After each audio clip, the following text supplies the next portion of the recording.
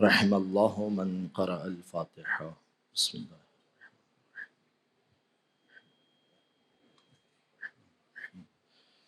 مالک یوم الدین ایاک نعبد وإیاک نستعین صراط الذین أنعمت علیہم غیر المغضوب علیہم ولا الضالین. بسم اللہ الرحمن الرحیم. قل هو الله أحد الله الصمد لم يلد ولم يولد. مل کر درود پڑھ دیجئے محمد و آل محمد. اللہ صلی علی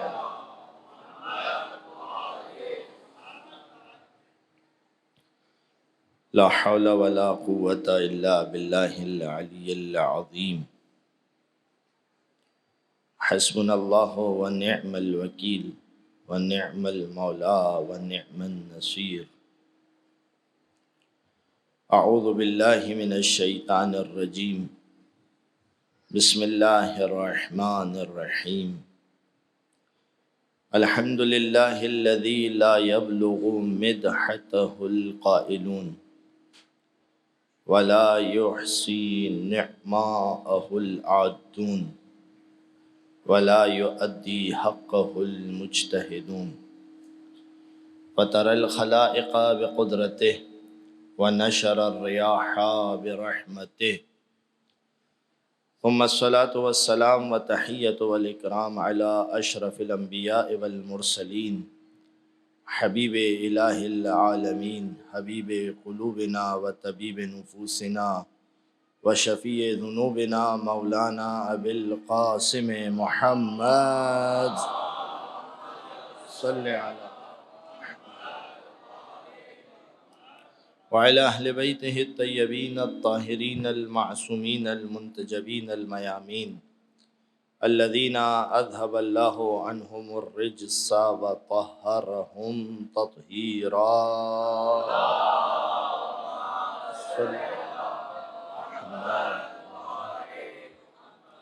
واللعنۃ الدائمۃ الباقیۃ المستمرۃ علی اعدائہم ومنکر فضائلہم وغاصب حقوقہم اجمعین. اما بعد فقد قال اللہ الحکیم. بسم اللہ الرحمن الرحیم. ان الدین عند اللہ الاسلام وما اختلف الذین اوتوا الکتاب الا من بعد ما جاءهم العلم بغیا بینہم ومن یکفر بآیات اللہ فإن اللہ سریع الحساب. درود پڑھ دیجئے محمد و آل محمد.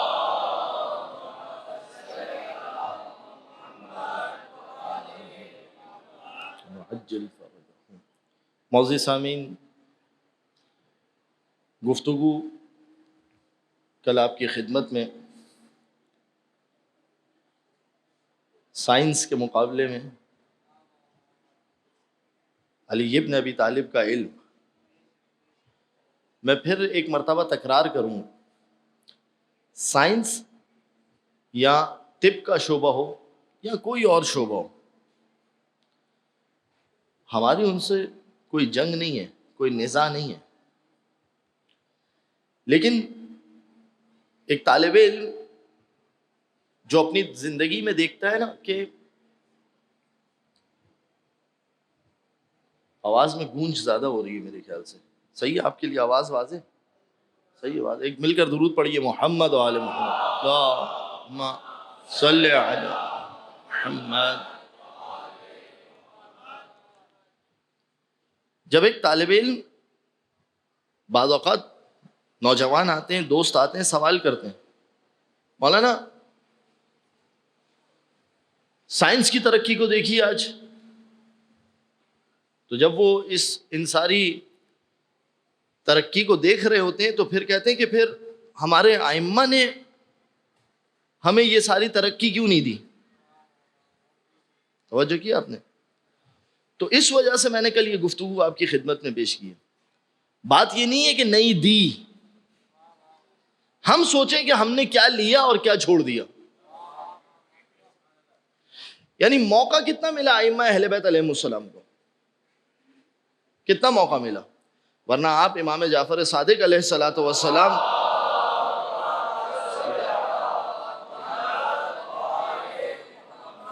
کہ شاگردوں میں دیکھیے جابر ابن حیان کون ہے؟ امام صادق علیہ الصلوۃ والسلام کے شاگرد ہیں. یعنی حتیٰ کہ امام نے یہ فن عطا کیا، کیمسٹری ہے نا، کیمیکل کمپاؤنڈز، ایک کیمیکل کو دوسرے کیمیکل سے ملائیں کیا ریئیکشن ہوگا، کیا ایکشن ہوگا، کیمسٹری یہ بتائیے. امام نے کیا فن عطا کیا تھا؟ امام نے فن عطا کیا تھا کہ مٹی کو سونا کیسے بناتے تھا. لہذا نوجوان اس جانب نظر رکھیں کہ میں نے کل آپ کی خدمت میں بیان کیا، اور یہ بہت اہم جہت ہے، اسے آپ ہمیشہ ملحوظ خاطر رکھیں کہ اس علم کی بنیاد کیا ہے؟ تجربہ. ایک تجربہ کیا کامیاب ہوا، ایک تجربہ کیا ناکام ہوا، پھر ایک تجربہ کیا کامیاب ہوا، پھر ایک تجربہ کیا ناکام ہوا. تو تجربے کے ذریعے سے تو پروردگار عالم نے وہی قوت جو آج انگریز کو دی ہے وہ مسلمانوں کے پاس بھی ہے، مگر بدبختی ہماری ہے، یہ ہمارا اپنا قصور ہے کہ ہم نے اس طریقے سے فائدہ ہی نہیں اٹھایا. بلکہ آپ ایسٹ انڈیا کمپنی کے نام سے انگریز جب یہاں پر آئے تھے، جب برطانیہ یہاں پر آیا تھا، کتنے سال ہوئے؟ اندازہ لگائیے کتنے سال ہوئے؟ بہت حد سے حد 200 سال. 200 سال سے پہلے یہاں کس کی حکومت تھی؟ مسلمانوں کی حکومت تھی. مگر آپ کبھی جا کے تاریخ میں پڑھیں کہ مسلمانوں نے کیا کیا؟ جوا، شراب خوری،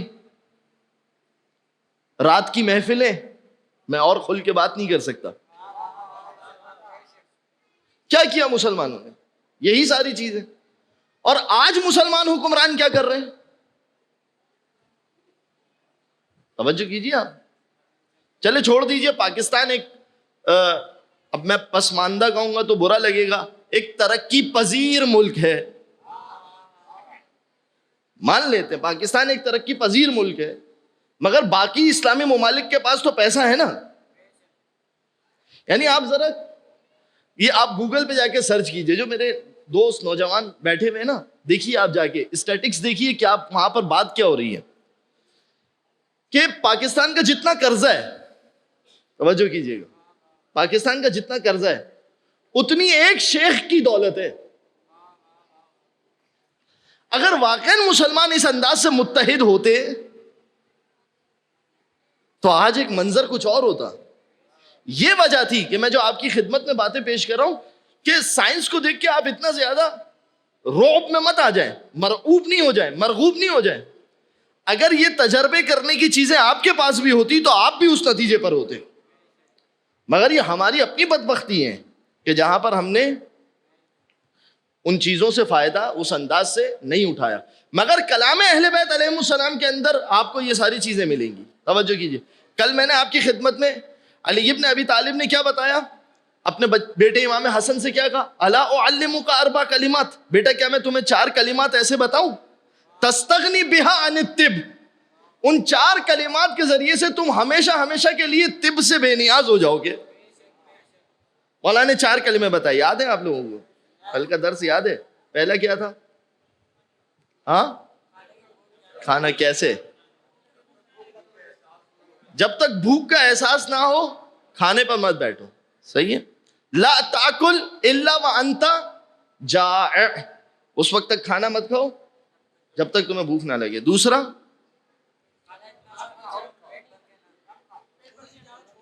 تھوڑی سی جگہ چھوڑ دو، چلے بھائی پیٹ بھر کے مت کھاؤ. یہ تھوڑا ساتھ دیں گے نا مزہ آئے گا مجھے کہ آپ لوگ ساتھ ہیں، بات کو سن رہے ہیں، بات کو سمجھ رہے ہیں.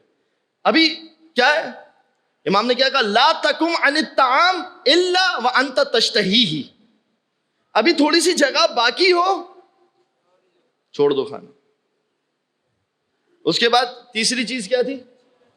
اچھی طرح جود المضغع، اچھی طرح کھانا چبا چبا کے کھاؤ. تیسری چیز. چوتھی چیز کیا کہا؟ سونے سے پہلے اذا نمت فاعرض نفسك علی الخلاء، سونے سے پہلے بیت الخلاء سے ہو لو. اور پھر اس کے بعد واپس کہا اپنے بیٹے سے اذا علمت، اے میرے بیٹے، اذا عملت، اگر تم اس کے اوپر عمل کرو گے تو کیا ہوگا؟ استغنیت بہا عن الطب، یہ علی ابن ابی طالب تمہیں ایسی چیزیں بتا رہے کہ جس کے بعد تم طب سے بے نیاز ہو جاؤ گے. توجہ کی آپ نے عزیزوں؟ یہ تو کیا ہے، توجہ کی، اب اہم بات ہے، یہ تو اس کا ظاہری اثر ہے نا، یہ تو ظاہری اثر ہے. مگر علی ابن ابی طالب اس ذات کا نام ہے کہ انسان کا بدن کتنی چیزوں سے مرکب ہے؟ 4 چیزیں، تو 4 اجزاء ہیں، آگ، پانی، ہوا اور مٹی، اجزاء ہے. اصل 2 چیزیں، ایک یہ بدن اور ایک روح. توجہ کیا، ایک بدن اور ایک روح. طب کا موضوع کیا ہے؟ تھوڑا سا ساتھ رہیے گا. ہر علم کا ایک موضوع ہے. طب کا موضوع کیا ہے؟ بدن. کیا ہے طب کا موضوع؟ بدن. مگر طب آپ کو بدن کے ظاہری چیزوں کے اعتبار سے تو بتا دے گی، روح پر اس کا کیا اثر ہوگا یہ علی ابن ابی طالب بتائیں گے.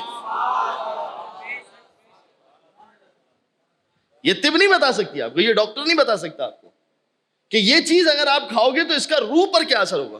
علی ابن ابی طالب نے صرف ظاہری بدن کے اوپر اس کا کیا اثر ہوگا یہ نہیں بتایا، بلکہ یہ بھی بتایا کہ اگر تم پیٹ بھر کر کھاؤ گے تو اس کا روح پر کیا اثر ہوگا، یہ بھی بتا دیں. کیا فرمایا؟ اذا شبع، اگر تم پیٹ بھر کر کھا لو گے تو کیا ہوگا؟ تمیت القلب، دل مر جائے گا. اور پھر مثال دی. مثال کیا دی؟ زراعت ہے نا، کھیتی باڑی. کھیتی باڑی کو کیا چاہیے؟ لیکن ایک حد میں چاہیے. اگر زیادہ دے دیا، مولانا نے کہا کہ جس طریقے سے کما تمیت کثرت الماء الزراع، جس طریقے سے پانی کی کثرت بھی زراعت کے لیے نقصان دہ ہے، اس طریقے سے کھانا زیادہ کھا لینا بھی تمہارے دل کے لیے نقصان دہ ہے. اور دل سے مراد یہاں پر یہ دل نہیں ہے، یعنی تمہاری روح کے لیے نقصان دہ ہے. اور پھر اس کے بعد فرمایا کہ اگر کوئی شخص پیٹ بھر کے کھا لے تو اسے فوری طور پر تو 3 نقصان ہوں گے. توجہ کیجیے، فوری طور پر کتنے نقصان ہوں گے؟ 3 نقصان. ایک یہ کہ دل پر پردہ پڑ جائے گا، دوسرا یہ آنکھوں میں نیند آ جائے گی، تیسرا یہ بدن میں سستی آ جائے گی. دیکھا آپ علی ابن ابی طالب جب طب کے موضوع پر بول رہے ہیں تو یہاں پر بھی علی ابن ابی طالب اپنے کمال. ایک مل کر درود پڑھیے محمد و آل محمد.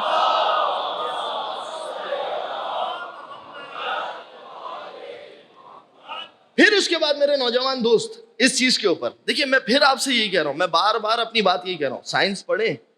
آپ کو جتنا سائنس پڑھنا آپ پڑھیں، کوئی، بلکہ جو علم آپ کو پڑھنا ہے نہ پڑھیں. بس ایک کام یہ کریں کہ اپنے گردن کی ایک رسی علی ابن ابی طالب کے ہاتھ میں دے دیں، پھر جہاں جانا ہے جاتے رہیں، جو پڑھنا ہے پڑھیں. مگر علی ابن ابی طالب کے ساتھ اپنا تعلق مضبوط کیجیے. کیوں میں بار بار آپ کی خدمت میں کہہ رہا ہوں؟ اس لیے کہ علی ابن ابی طالب منزل یقین کا نام ہے. منزل یقین اگر کوئی ہے تو وہ علی ابن ابی طالب کی ذات ہے. صحیح ہے عزیزوں؟ اب یہ ایک چیز جو میں نے آپ کی خدمت میں بیان کی کہ مولا جو ہے وہ کس انداز سے طب کو سمجھا رہے. اب میں تھوڑا سا نوجوانوں کو ایک اور جہد دیتا ہوں. میں نے آپ کو بتایا سائنس کا سارا دار و مدار کس کے اوپر ہے؟ ہاں یاد رکھیے، آپ جا کر پوچھ سکتے ہیں، ڈاکٹر صاحب سے پوچھیے، حضور یہ جو آپ مجھے گولی دے رہے ہیں اور آپ کہہ رہے ہیں کہ اس سے دل کی دھڑکن صحیح ہو جائے گی، آپ نے مجھے ایس کارڈ دے دی اور آپ کہہ رہے ہیں کہ اس سے تمہارے دل کی دھڑکن جو ہے وہ نارمل رہے گی، تو آپ کے پاس پیچھے کون سا علم ہے؟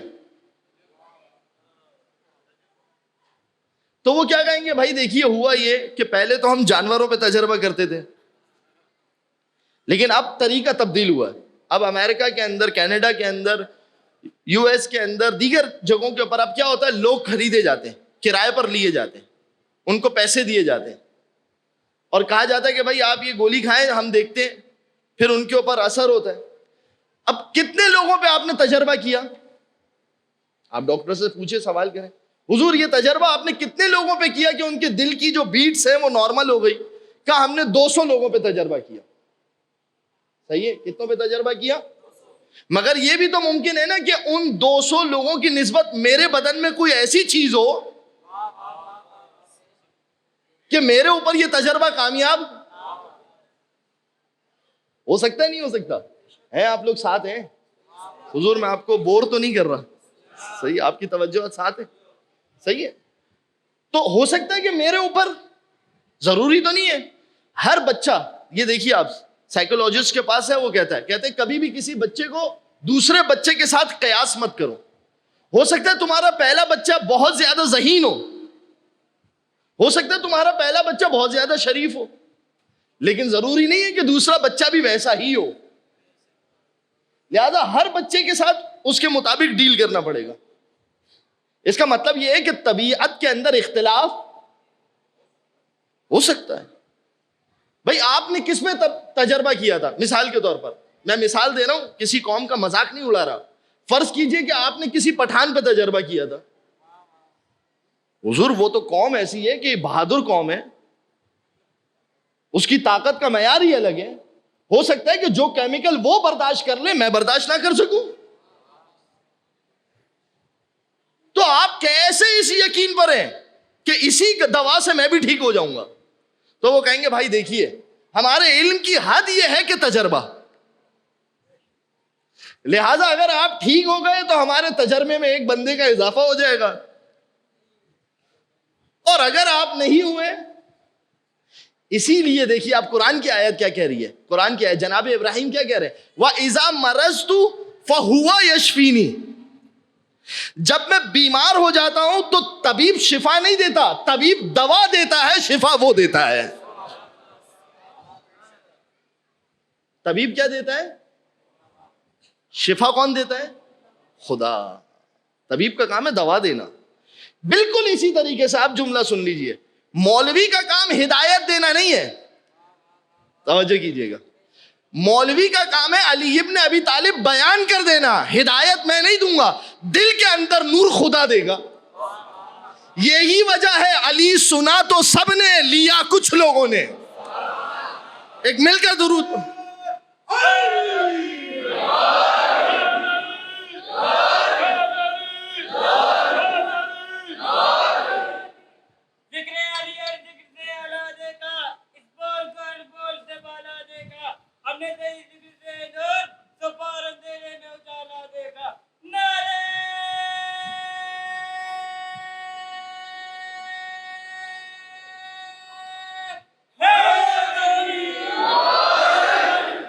ہو جائے آپ نے یاد ہے کہ علی ابن ابی طالب کی ولایت ایک نور ہے. اس کی شمع ضروری نہیں ہے کہ ہر دل میں جلے، اس کے لیے اور بہت سارے ایلیمنٹس کی ضرورت ہے. صرف سن لینا کافی نہیں ہے. اب آپ دیکھیے، خود توجہ کیجیے، میں نے اور آپ نے علی ابن ابی طالب کو دیکھا نہیں ہے، مگر معرفت کی ایک منزل ہے. توجہ کیجیے، ایسے بھی تھے کہ جو دیکھ رہے تھے مگر نہیں مان رہے تھے، ایسے بھی تھے.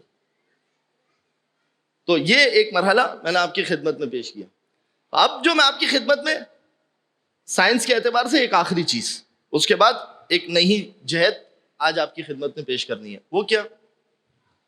سائنس کے جتنے بھی تجربے ہیں، جو بھی تجربہ ہے، اس تجربے کے لیے آنکھوں کا استعمال ہوا یا نہیں ہوا؟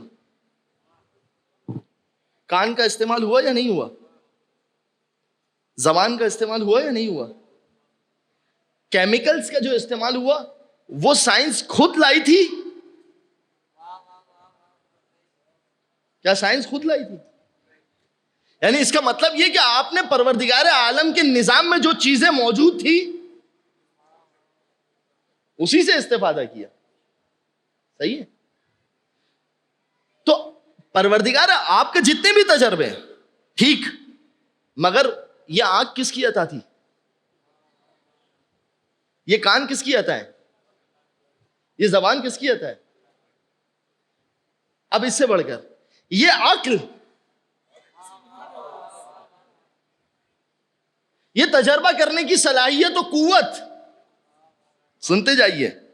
اور جس وقت آپ تجربہ کر رہے تھے اس وقت دی ہوئی سانسیں، توجہ کیا آپ نے؟ تو یہ تو بندے کی غفلت ہے نا کہ اتنا تجربہ کرنے کے بعد بھی وہ خدا تک نہیں پہنچ رہا. توجہ کیا؟ اتنے تجربے کیا آپ نے. پھر بھی آپ خدا تک نہیں پہنچے. میں نے آپ کی خدمت میں وہ ڈاکٹر کی مثال دی تھی، کہا کہ آپ اس بات پہ بلیف رکھتے ہیں کہ دیئر از اے کریٹر؟ اس نے کہا یس، ہمارا بلیف ہے کہ کوئی کریٹر ہے. بندے نے کیا کیا آخر میں؟ تو میں پہلے بیان کر چکا ہوں. ایک مل کر درود پڑھیے محمد و آل محمد.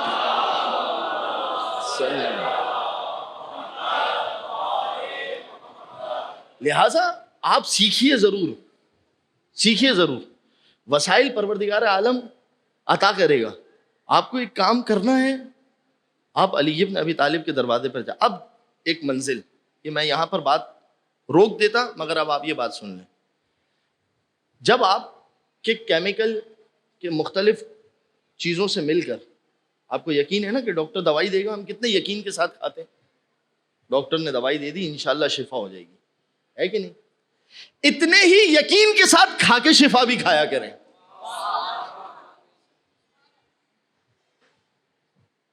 یعنی جو پروردگار، سنیے بات کو سنیے، سائنس کے ذریعے سے اگر حسین تک پہنچ سکتے تو یہ بھی ذریعہ ہے. یعنی جو پروردگار اوپرومیزول کے اندر یہ صفت پیدا کر سکتا ہے کہ وہ آپ کے پیٹ میں جا کے ایسیڈیٹی کو ختم کر دے، وہی پروردگار حسین کی قبر کی مٹی میں بھی یہ صلاحیت پیدا کر سکتا ہے. توجہ کیا آپ نے؟ لہذا آپ دیکھیے امام صادق کس انداز سے بیان کر رہے ہیں. اکل الطین حرام، مٹی کا کھانا کیا ہے؟ مثل الدم ولحم الخنزیر، جیسے خون کا پینا حرام ہے، جیسے سور کا گوشت کھانا حرام ہے، اسی طرح سے حرام ہے کیا؟ مٹی کھانا. لیکن پھر کیا کہا؟ ما خلا تینو قبر الحسین، مگر سوائے حسین کی قبر کی مٹی کے. فَإِنَّهَا شِفَاءٌ مِّن كُلِّ دَاءٍ، حسین کی قبر کی مٹی کا کمال یہ ہے کہ پروردگار عالم نے اس میں ہر بیماری کی شفا رکھی ہے. تو جس طریقے سے ڈاکٹر کی دی ہوئی دوائی پر یقین رکھتے ہیں نا، اوپرومیزول پر یقین رکھتے ہیں، اسی طریقے سے حسین کی قبر کی مٹی پر یقین رکھیے. یہ میں کہہ رہا تھا، جو یقین میں آپ کی خدمت میں بار بار پیش کر رہا ہوں نا، جب یقین بلند ہوگا تو اثر بھی اتنا زیادہ نظر آئے گا. اور اسی طریقے سے پھر یقین رکھیے کہ جب امام صادق کہہ رہے ہیں کہ ظہر کوفہ پہ ایک قبر ہے، کون سی قبر؟ علی ابن ابی طالب کی قبر. لا یلوزها ذو آہۃ الا شفاہ اللہ، کہ جب بھی کوئی مریض اس قبر کے پاس جائے گا پروردگار اسے شفا عنایت کرے گا. تو اس قبر پہ بھی پھر ایسا بھروسہ رکھیں. یعنی توجہ کیجئے، پھر یہ نہ ہو مولانا کیمیکلز تو یہ کام کر سکتے ہیں، ہو سکتا ہے میں چلیں آپ اس انداز سے ہی مان لیں، ہو سکتا ہے آپ علی کی زری کو جب ہاتھ لگائیں تو وہاں بھی خدا نے ایسے کیمیکلز رکھے ہوں. تو جب یہاں پر یقین اتنا مضبوط ہے تو پھر اس زری پر بھی یقین اتنا مضبوط ہونا چاہیے. بلکہ میں زری کی بات تو چھوڑیے، پھر علم عباس کے پھریرے پر بھی اتنا یقین رکھیے کہ بعید نہیں کہ علم عباس کے پھریرے کی ہوا آپ کو شفا دے دے. مل کر درود پڑھیے محمد و آل محمد.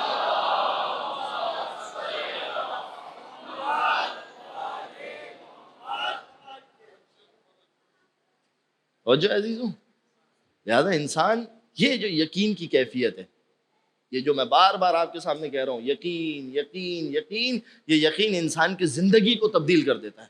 میں کیونکہ چاہتا نہیں ہوں کہ اپنے تجربے بیان کروں، بعض لوگ بات سمجھتے ہیں، بعض کہتے ہیں مولانا اپنی باتیں کرنا شروع ہو گئے، لیکن واقعاً اس کے فوائد دیکھیں اپنی زندگی کے اندر. اور میں اس لیے آپ کی خدمت میں روایتوں سے بحث کر رہا ہوں. یہ یقین کیا چیز ہے؟ میں نے آپ سے کہا نا یقین کیا ہے؟ وہ جو روایت ہے نا، العلم نور یقذف اللہ فی قلب من یشاء، یہ یقین ایسا نور ہے کہ پروردگار جس کے دل میں چاہے اتار دیتا ہے. جس کے دل میں پروردگار چاہے، جسے وہ انتخاب کرے، وہاں پر وہ اس یقین کی کیفیت کو اتارتا ہے. اب آپ سنیں روایت، تاریخ نے لکھا، کان علی بن الحسین یطیل القعود بعد صلاۃ المغرب. علی بن الحسین یعنی امام سجاد. اس روایت سے پہلے ایک اور روایت سنیں کہ امام سجاد یقین کی کس منزلت پر ہے، کیونکہ ایسا نہ ہو کہ میں یہ روایت پڑھوں آپ کہیں مولانا یہ آپ نے کیا کہہ دیا. پہلے ایک اور روایت سنیں، یہ میری طرف سے آپ کے لیے اوپرومیزول ہے عقیدے کو ہضم کرنے کے لیے، ٹھیک ہے؟ امام سجاد کس مرتبے پر ہے ولایت کے؟ یعنی مذاق نہیں ہے. امام سجاد وہ ہے کہ جس نے اپنی آنکھوں سے کربلا دیکھی ہے، جس نے حسین ابن علی کے یقین کی کیفیت دیکھی ہے، جس نے چوتھے امام کے، جس نے پہلے علی کی یقین کی کیفیت کو دیکھا ہے، وہ سید سجاد. ایک دن عبادت کر رہے ہیں، جابر ابن عبداللہ الانصاری آتے ہیں، مصلی پہ بیٹھے ہیں. اچھا، اب آپ نے سنا ہے کہ امام سجاد کا ایک لقب ہے ذو صفونات. صفونہ کس کو کہتے ہیں؟ کہ جب انسان پیشانی کے اوپر، آپ نے دیکھا بہت سے لوگوں کے کالے دھبے ہو جاتے ہیں، اسی طرح امام سجاد کے یہاں پر اس طریقے سے یہ پیر کے گھٹنے اور ہاتھوں کے پنجے اور اس کے بعد انگوٹھوں کے اوپر امام کے اسی طریقے سے گھٹے پڑ جایا کرتے تھے. اور اس کے بعد لوہار آتا تھا اور ان جو مولا کے قدموں کے اوپر جو نشان ہوتے تھے اور جس کی وجہ سے وہ پھول کر ایک گھٹا بن جایا تھا، اسے کاٹا جاتا تھا. توجہ کیجیے. ایک مرتبہ جابر ابن عبداللہ الانصاری ہے، آنے کے بعد کہا مولا یہ بتائیے، اب سوال دیکھیں جابر نے کیا کیا، مولا یہ بتائیے کیا آپ کو عبادت کی ضرورت ہے؟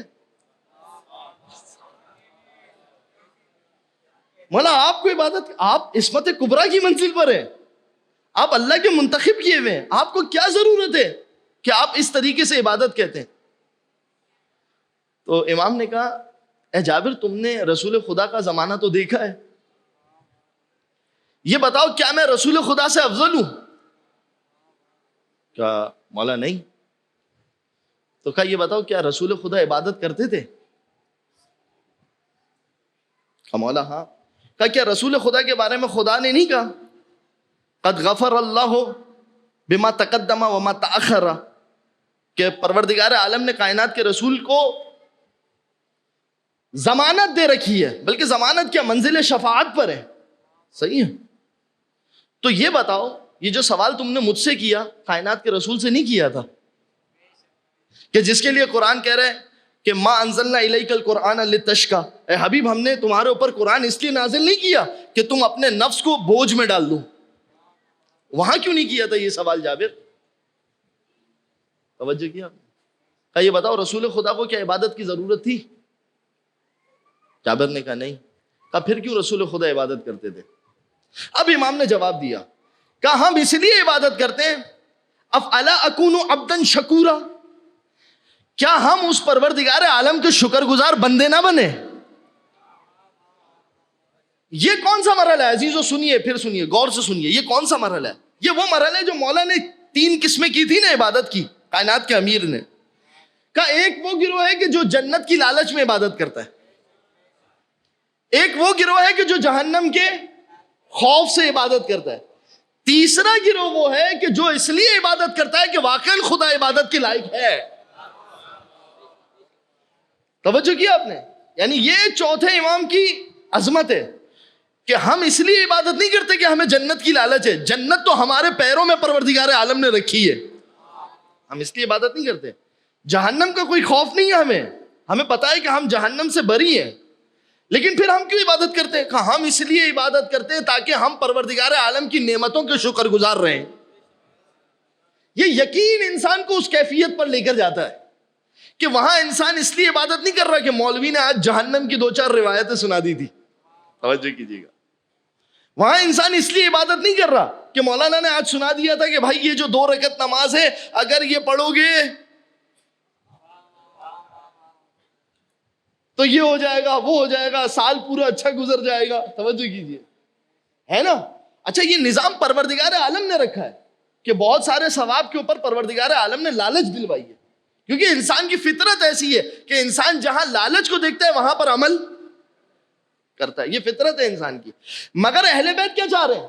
کہہ رہے ٹھیک ہے یہ بھی مقام ہے، مگر ہم چاہ رہے ہیں کہ اس سے اوپر کے مرحلے پر آ کے عبادت کرو،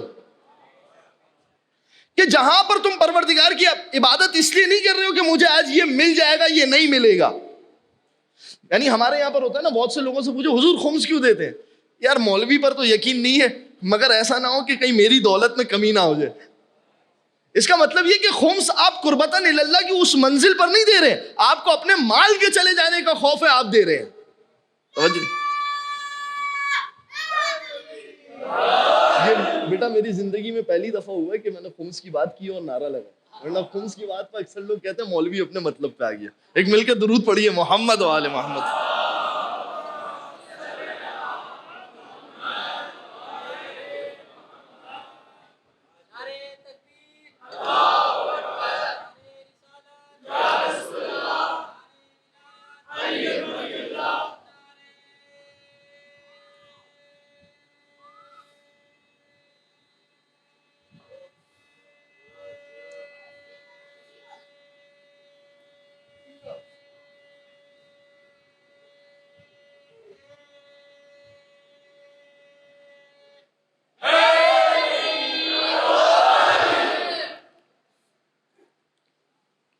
سلامت رہیں بھیا. بات کیا چل رہی تھی؟ ہاں، لہٰذا ہم عبادت کا مرحلہ دیکھیے امام کی نگاہ میں کیا ہے. اس لیے نہیں کہ میرے پاس سے کوئی چیزیں چلی جائے گی. پتہ ہے کیوں امام اس مرحلے پر لے کے جانا چاہتے ہیں؟ اب بات آ گئی ہے، اب تھوڑا سا اس کو سن لیجیے. کیوں امام ہمیں اس مرحلے پر لے کے جاتے ہیں؟ اس لیے کہ یہ عبادت جو ہے نا، جو لالچ میں عبادت ہے، جنت یا جہنم، یا یہ کہ میرا مال بچ جائے گا اس لیے میں اپنے واجبات ادا کر رہا ہوں، یا نماز نہیں پڑھوں گا تو ہو سکتا ہے میرے ساتھ یہ ہو جائے. ماں کی خدمت کے لیے جا رہے ہیں، کیوں جا رہے ہیں؟ یا ہو سکتا ہے کہ میں ماں کی خدمت نہیں کروں تو میرے ساتھ فلاں چیز ہو جائے. قطع رحمی کر رہے ہیں، مگر قطع صلہ رحمی کر رہے ہیں. کیوں صلہ رحمی کر رہے ہیں؟ ہو سکتا ہے صلہ رحمی نہیں کروں تو مولانا نے پڑھا تھا جو صلہ رحمی نہیں کرتا پروردگار اس کی عمر کو کم کر دیتا ہے، کہیں میری عمر چھوٹی نہ ہو جائے، اس لیے صلہ رحمی کر رہے ہیں. مگر امام کہہ رہے ہیں نکلو ان چیزوں سے باہر، اس سے اوپر کا ایک مرحلہ ہے. کیوں اس سے اوپر کے ایک مرحلے پر لے کے جا رہے ہیں؟ اس لیے کہ جہاں پر یہ عبادت ہے وہاں پروردگار عالم کے ساتھ سوء ظن ہے. پوری توجہ کیجیے، یہ پروردگار عالم کے ساتھ سوء ظن ہے کہ میں اس لیے دوں کہ میں یہ خوف رکھتا ہوں کہ اگر نہیں دوں گا تو وہ لے لے گا. یہ سوء ظن ہے خدا کے ساتھ، اس لیے کہ وہ اتنا کریم ہے کہ وہ دینے کے بعد سوچتا نہیں ہے، اور تم یہ سوچ رہے ہو کہ وہ واپس لے لے گا. یہ خدا کے ساتھ سوء ظن ہے. پتہ نہیں میری بات کس انداز سے آپ تک پہنچی یا نہیں. پروردگار سنیں، اصول کافی کی روایت سناتا ہوں. پروردگار کہتا ہے انا عند عبدی کالظن بی، میں اپنے بندے کے لیے ویسا ہی ہوں جیسا وہ میرے اوپر گمان رکھتا ہے. اب اگر تم نے خدا کو سوچا ہی یہ ہے کہ اگر میں یہ نہیں کروں گا تو وہ لے لے گا، اگر میں گاڑی میں کسی اور کو نہیں بٹھاؤں گا وہ گاڑی چھین لے گا،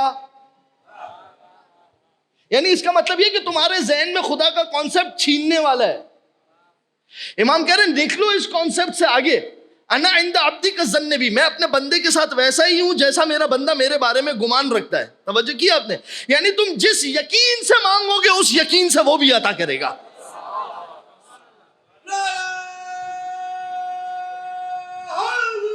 اب جملہ کہہ رہا ہوں یہی وجہ ہے کہ کسی کو علم عباس سے مل جاتا ہے اور کسی کو کربلا جا کر بھی نہیں ملتا. مل کر درود پڑھیے محمد و آل محمد پر.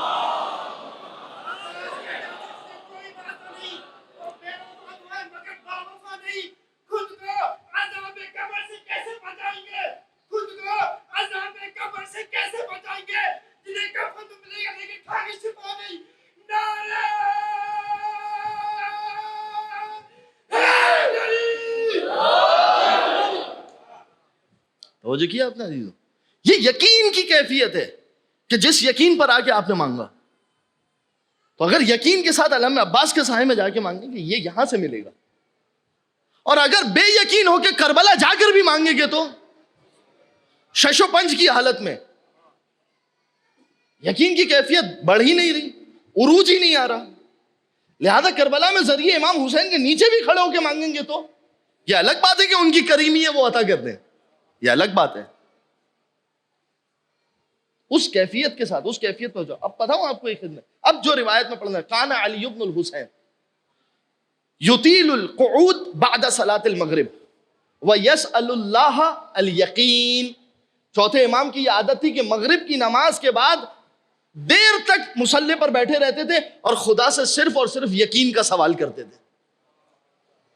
یعنی اب آپ سوچئے کہ چوتھے امام کس یقین پر ہے کہ جسے پتا ہے جنت ہماری ہے. نہیں میں نے بہت چھوٹی بات کی. جسے پتا ہے جنت ہمارے نوکروں کی ہے، وہ کس یقین کی کیفیت؟ جسے پتا ہے جہنم ہمارے اوپر حرام، ہمارے اوپر نہیں، ہم سے محبت کرنے والوں پر حرام ہے، مگر اس کے باوجود بھی وہ امام خدا سے یقین کا سوال کرے. تو میں اور آپ کس حد تک ہمیں یقین چاہیے؟ کس حد تک ہمیں چاہیے؟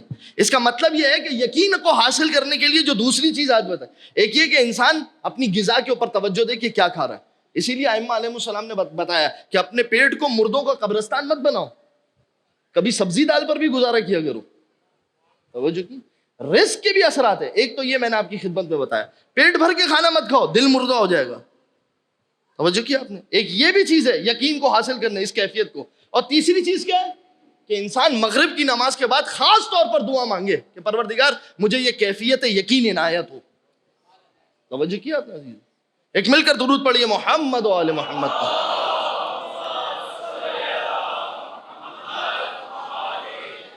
اب آئیے ذرا قرآن کے اندر دیکھیے، کیا قرآن میں ہمیں ملتا ہے اس کا کوئی تذکرہ؟ بالکل ملتا ہے. کہاں پر ملتا ہے؟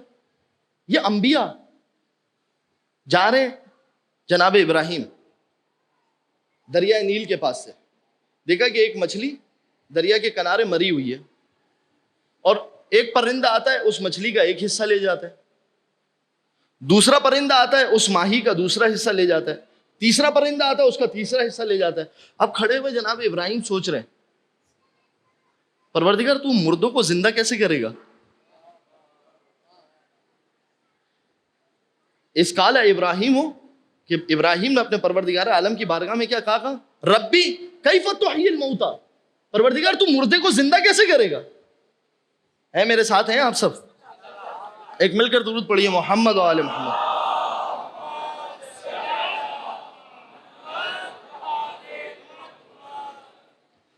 اب سوال آیا،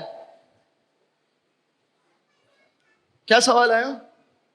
کیف تحیی الموتى، تو مردے کو زندہ کیسے کرے گا؟ پروردگار نے کیا کہا؟ کیا کہا؟ اولم تؤمن، کیا ایمان نہیں ہے؟ اولم تؤمن، کیا ایمان نہیں ہے؟ کیا کہا؟ قال بلا، پروردگار ایمان ہے، ولکن لیطمئن قلبی، مگر چاہتا ہوں کہ دل کے اندر یقین کی کیفیت اور بڑھ جائے. یعنی ابراہیم جیسا نبی کہ جس کو امامت ملی ہے، توجہ کیجئے عزیزوں، کیا ملی ہے؟ جسے امامت ملی ہے. وَمِن ذُرِّيَّتِي، سوال کر رہے ہیں میری ذریت میں یہ امامت ہوگی. وہ نبی، وہ بھی پروردگار عالم سے کیا طلب کر رہے ہیں؟ بھلا، لیکن کیا ہے؟ لیطمئن قلبی، پروردگار میں چاہتا ہوں کہ کیفیت یقین اور زیادہ بلند ہو جائے. توجہ کی آپ نے؟ یہ کیفیت یقین میری کیا ہو جائے؟ اور زیادہ بلند. کہا اچھا ٹھیک ہے، یہ لو ایک پرندہ، اسے کاٹو، 4 پہاڑوں پر رکھو، اور پھر دیکھو ہم کیسے اس کو جو ہے وہ زندہ کرتے ہیں. اسے بلاؤ. پروردگار عالم نے جناب ابراہیم کو کر کے بتایا. یعنی اس کا مطلب یہ ہے کہ اگر نبی ابراہیم بھی یقین کا سوال کرے تو پروردگار عطا کرتا ہے. سمجھو کی؟ اب آپ نے یہ سن لیا نا، اب آپ کی خدمت میں ایک جملہ اور عرض کرتا ہوں. یہ ہے ابراہیم کی کیفیت. یہ کیا ہے؟ اب سننا عزیزو، واللہ سننا، یہ ہے ابراہیم کی کیفیت. مگر اب آپ ذرا سوچئے کہ ذبح عظیم کی کیفیت کیا ہوگی؟ حسین ابن علی نے یہ نہیں کہا پروردگار مجھے دکھا دے ہوگا کیا. نہیں نہیں نہیں نہیں، ابراہیم سے سوال ہوا اولم تؤمن، کیا ایمان نہیں رکھتے؟ بل لیطمئن قلبی، پروردگار چاہتا ہوں کہ قلب کا اطمینان بڑھے. مگر حسین ابن علی کے لیے ندا آئی تو کیا آئی؟ یا ایتھا النفس المطمئنہ ارجعی الی ربک راضیۃ مرضیہ فادخلی فی عبادی وادخلی جنتی. اے نفس مطمئنہ پلٹا، جس منزلت پر ابراہیم نہیں تھے وہاں میرا حسین ابن علی تھا.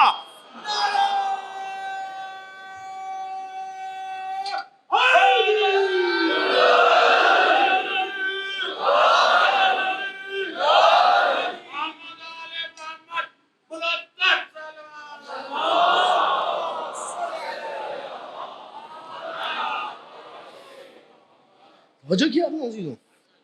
یہ جو کیفیت ہے، یہ جو یقین کی کیفیت ہے، جس مرحلے پر جناب ابراہیم نہیں ہے، یہ آیات ہیں قرآن کی، یہ آیات قرآن کی. اب آپ ذرا تصور کیجئے نا، وہ افراد کے جن سے میں سوال کر رہا ہوں، میں اپنوں سے نہیں کر رہا. دیکھیے ہمارے اپنے داخلی مسائل کیا ہیں، وہ اپنی جگہ پر صحیح ہے، لیکن میں ان سے سوال کر رہا ہوں کہ جن کو یہ ہوتا ہے کہ بھائی یہ شیعہ حضرات کیا ماتم کرتے رہتے ہیں، اگر ابراہیم کے لیے سارے شہر کے اندر گائے بکرے ذبح ہو جائے تو آپ کو فرق نہیں،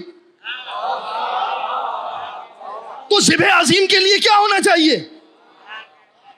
کیا ہونا چاہیے ذبح عظیم کے لیے؟ جہاں اطمینان کی کیفیت اتنی بلند ہو. توجہ کیجیے عزیزوں، توجہ کیا آپ نے؟ حسین ابن علی کا اطمینان، یہ کیفیت اطمینان اتنی عروج پر ہے کہ انسان اس کیفیت اطمینان یہ ہم لینے کے لیے آتے ہیں فرش عزا پر کہ پروردگار وہ جو حسین ابن علی کا اطمینان ہے اس کا صدقہ ہمیں عطا کر دے. اللہ کی قسم کھا کے کہہ رہا ہوں، میں ممبر پہ بیٹھا ہوں، شرعی قسم کھا کے آپ میں سے ابھی کوئی ایسا ہوگا جس کی والدہ بیمار ہوگی، جس کا بچہ بیمار ہوگا، کوئی ایسا ہوگا جس کے پاس نوکری نہیں ہوگی، پریشان ہوگا، مگر اس فرش عزا پر کتنے اطمینان سے بیٹھے ہو. یہ کیا ہے؟ یہ حسین ابن علی کا صدقہ ہے. دعا کرو اس اطمینان کو لے کر سارا سال تمہارا اس اطمینان کے ساتھ گزر جائے. ایک مل کر درود پڑھیے محمد و آل محمد پر.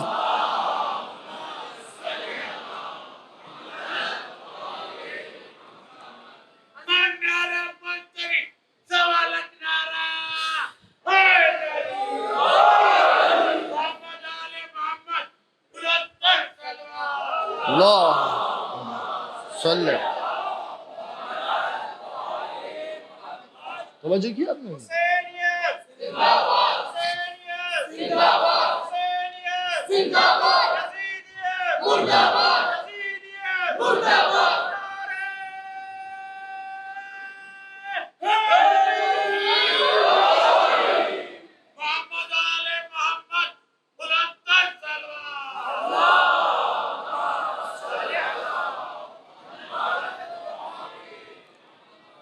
دیکھیے پھر دعا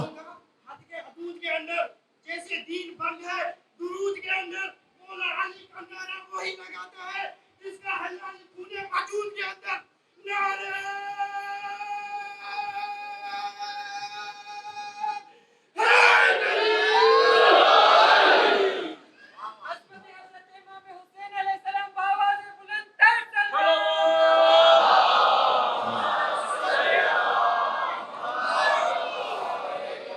توجہ کیا آپ نے؟ اب مزاج یہ بن گیا. اب دو چار فضیلت کی چیزیں اور سن لیں. اب میں کسی اور طرف نہیں جانا چاہتا. یہ ایک بیٹے کا یقین ہے اور ادھر ایک باپ کا یقین ہے کہ جو بستر رسول پر سو گیا. وہ یقین کتنا ہے؟ صرف ایک سوال کیا، یا رسول اللہ کیا میرے سونے سے آپ کی جان بچ جائے گی؟ توجہ کی آپ نے؟ توجہ کی؟ یعنی جو رسالت کی جان بچانے کے لیے اپنی جان کو پیش کرے وہ علی ابن ابی طالب. توجہ کیجیے. اور کس یقین کے ساتھ علی ابن ابی طالب بستر رسول پر لیٹے. اللہ اکبر. میں نے ایک اشعار لکھے تھے، صحیح ہے، کفار کے نرگے میں تھے بستر پہ نبی کے، تلوار کے سائے میں بہت چین سے سوئے، یہ ہے میرے امیر کے آرام کی باتیں.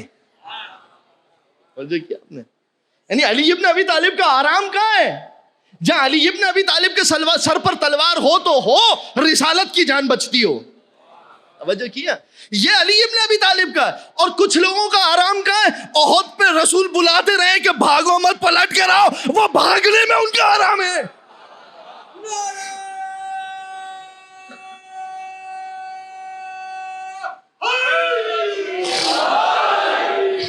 لہذا پروردگار عالم نبی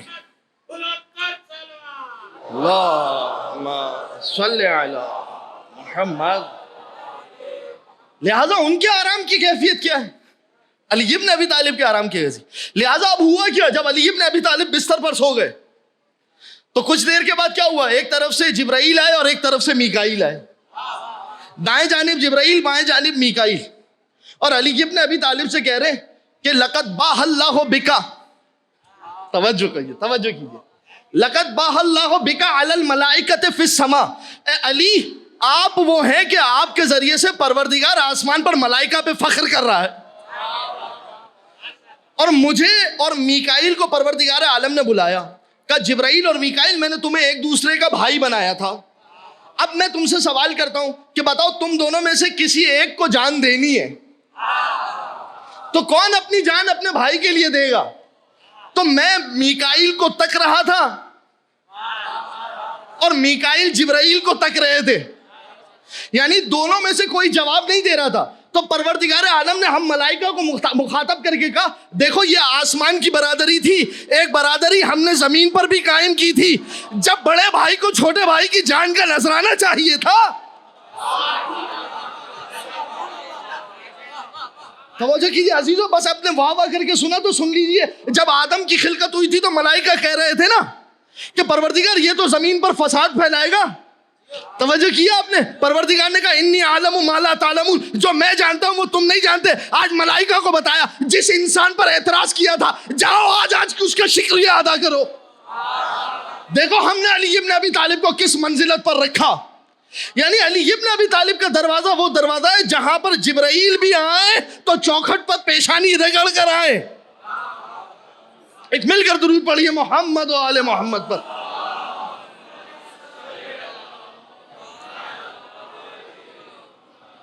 توجہ کیا آپ نے عزیزوں, کس بلندی کے اوپر مقام علی ابن ابی طالب. بس عزیزوں یہ یقین کی کیفیت انسان کو چاہیے کہ اپنے اندر مسلسل پیدا کرے, اور ان مجالس کے ذریعے سے اس یقین کو لے کر جائے, اور پھر اس یقین کے ساتھ حسین ابن علی کے ساتھ سوال کریں, اس یقین کے ساتھ حسین ابن علی کے ساتھ معاملہ کریں. پھر آپ دیکھیے گا زندگی کی کیفیت کچھ اور ہوگی. پھر وہ منزل آتی ہے کہ انسان دنیا کے پیچھے نہیں بھاگتا, دنیا انسان کے پیچھے آتی ہے. پھر وہ منزل آتی ہے. یہاں پر کیا ہے, حسین ابن علی نے ساری دنیا کو ترک کر دیا تھا. آج ساری دنیا کہاں ہے؟ میں اکثر کربلا میں ایک جملے کہتا ہوں کہ تقدیر کے معاملے تو بین الحرمین میں ہوتے ہیں. پروردگار عالم معاملے وہاں کرتا ہے, تو پھر پروردگار عالم حسین ابن علی کے صدقے میں عطا کرتا ہے. توجہ کیا آپ نے. بس عزیزوں میں اس سے زیادہ آج آپ کا وقت نہیں لینا چاہتا, اس لیے کہ سماحت سید جناب حسن مصباح صاحب مشہد مقدس سے, آیت اللہ سیستانی کے وکیل ہیں, مشہد المقدس ایران سے آئے ہیں پاکستان کی عزاداری کا حال دیکھنے کے لیے, ہماری ثقافت کو دیکھنے کے لیے کہ ہم علی کو کیسے یاد کرتے ہیں. تو یہ جو ہماری ثقافت ہے نا, جس طرح سے ہمیں ہمارے بزرگوں نے علی ابن ابی طالب عطا کیا, ہماری ثقافت ایک نرالی ثقافت ہے. ہمیں چاہیے کہ ہم اپنی ثقافت کا دفاع کریں, ہم اپنی عزاداری اسی انداز سے کریں جو ہماری ثقافت ہے. بس میں یہ جملہ کہنا چاہوں گا, اس سے زیادہ آپ خود سمجھدار ہیں, سمجھے معاملات کو. اپنی ثقافت کو باقی رکھیے. ہماری ثقافت یہ ہے کہ پرچم عباس کے سائے میں ہمارا جلوس چلتا رہے, تعزیہ امام حسین کے سائے میں ہمارا جلوس چلتا رہے. بس عزیزوں آج کربلا کے اندر ہمیں ان دو بچوں کا ذکر کرنا ہے کہ جو ہے تو کم سن, اللہ اکبر, مگر عشق حسین نے انہیں وہ پرواز عطا کی ہے اور وہ بلندی عطا کی ہے عشق حسین نے کہ کربلا کے اندر واقعاً مائیں کربلا کی مائیں ہیں. اللہ اکبر, کہ جب حسین ابن علی عصر عاشور خیموں کا مشاہدہ کر رہے ہیں تو ہر ماں اپنے بچے سے یہ کہہ رہی ہے بیٹا کل مجھے شرمندہ مت کرنا. اجرکم علی الزہرا. عزیزوں موسم کی صورتحال اچھی نہیں ہے مگر پھر بھی آپ آئے ہیں. میں اکثر سوچتا ہوں سیدہ آپ کو کیا دے. آج آپ اون محمد پہ رونے کے لیے آئے ہیں, زینب بنت علی آپ کو کیا عطا کرے. اپنا معاملہ زینب بنت علی کے ساتھ کیجئے. کہیے زینب بنت علی سے بی بی ہم اپنے بچوں کو بھول کر تیرے بچوں پر رونے آئے ہیں. اجرکم علی الزہرا, اجرکم علی الزہرا. عزیزو یہ وہ بی بی ہے کہ جس نے خواب میں دیکھا تھا, بچپنے میں خواب دیکھا تھا, جا کے رسول خدا سے کہا یا رسول اللہ میں نے دیکھا کہ ایک تیز آندھی چلتی ہے اور میں ایک درخت سے چمٹی ہوئی ہوں,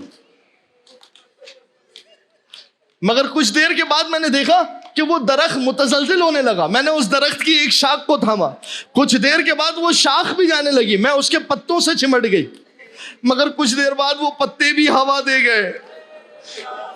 یا رسول اللہ یہ بتائیے یہ کیا ماجرا ہے. کہا بیٹی نہ میں ہوں نہ میں باقی رہوں گا, نہ تیرا بھیا حسن ہوگا, نہ تیرا بابا علی ہوگا, سب چھوڑ جائیں گے.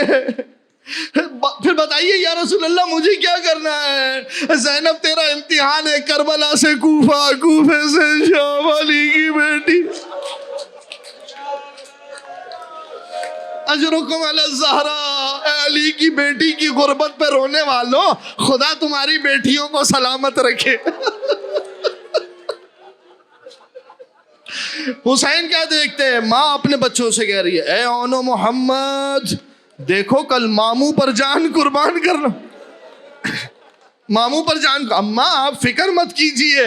ایک مرتبہ جب عصر عاشور کے وقت زینب نے اپنے بچوں کو دیکھا نا اور خبر ملی علی اکبر جا چکے ہیں، قاسم جا چکے ہیں، دونوں بچوں کو بلایا، کہا علی اکبر چلا گیا تم باقی ہو۔ اماں ماموں جان اجازت نہیں دیتے۔ ایک مرتبہ اجازت دلا دیجیے۔ زینب اپنے بچوں کو لے کر آئی حسین کے پاس، بھیا حسین کیا کوئی خطا ہو گئی؟ میرے بچوں کو عزیزو بڑا مشکل وقت ہوتا ہے، بڑا مشکل وقت ہوتا ہے۔ میں دیکھیے مصائب کے دوران اپنے حالات پیش نہیں کر رہا، مگر آج صبح میرے ساتھ ایک واقعہ ہوا۔ میری بہن کچھ دیر کے لیے مجلس میں چلی گئی تھی۔ صبح سویرے میرے اپنے بچے بھی اٹھے اور میری بہن کے بچے بھی اٹھے۔ میری زوجہ بھی مجلس میں گئی ہوئی تھی، میری بہن بھی مجلس میں گئی ہوئی تھی۔ جب دونوں بچے اٹھے نا، پہلے میں نے اپنی بہن کے بچوں کو ناشتہ کروایا۔ خدا کی قسم مجھے اون و محمد بہت یاد ہے، حسین نے کیسے اجازت دی تھی۔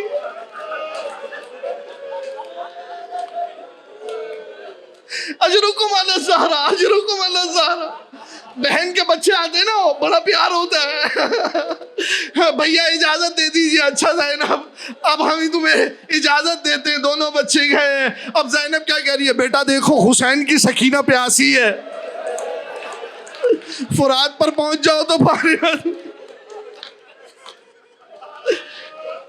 پانی مت پینا۔ بس عزیزو یہ دونوں بچے لڑتے لڑتے شہید ہوئے۔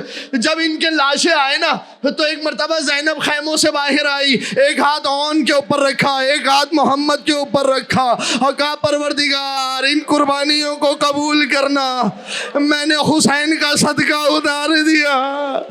بس عزیزو زینب جب روئی حسین پر روئی، کربلا میں روئی حسین پر روئی، شام میں جب سر آئے حسین پر روئی۔ مگر ایک وقت ایسا آیا کہ جب زینب مدینے پہنچی، اون و محمد کے حجروں کی جانب نگاہ پڑی، ارے بچوں کو جب مدینے کی گلیوں میں کھیلتے ہوئے دیکھا، ایک مرتبہ سر کو پیٹ کر کہا اے میرے اون و محمد، ارے تمہاری ماں تمہارے بغیر کیسے جی۔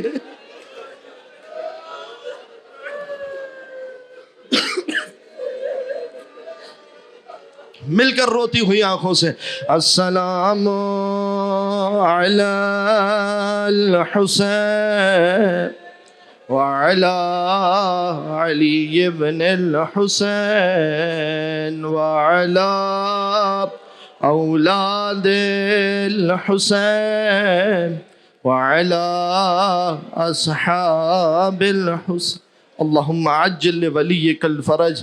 پروردگار تجھے واسطہ ہمارے ان آنسوؤں کو زمانے کے امام کے دل کے لیے سکون کا باعث قرار دے۔ پروردگار ہمارے ان آنسوؤں کو اپنی بارگاہ میں قبول فرما، خدائے زمانے کے امام کے اعوان و انصار میں شمار فرما۔ ماتم حسین۔